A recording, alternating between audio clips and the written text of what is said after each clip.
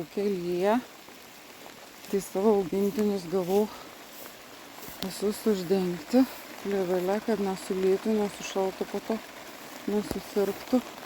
Čia vištos, bet jos sulindusios į namelį, nėra čia ko šlapintis. Žąsiukai su ančiukais, bėgikais savo vis tiek duodasi, tai va uždengiau juos su linoleumu, kad jiem neįeitų, nebėgiotų, bijau, kad sušalti gali. Po to, kad nemirtų jau iš anų 6 tik 2 liko ir tai vieną šlubuoja. Kalakutus irgi uždengiau. Didelį maišą dar radau. Va, uždengti, nors irgi susislėpę. Matosi vienas šiek tiek palusi.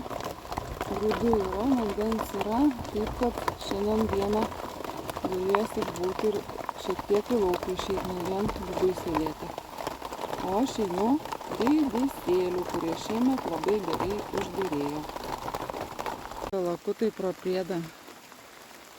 po priedangą išlindo, lesioja savo, gali pavaikščioti, nesulis, nesušlaps, nereiks papildomai energijos naudoti. Vištos taip pat, negaliu arti jų prieiti, labai baikščios. Irgi neva mano darbas, vadinasi, ne per niek.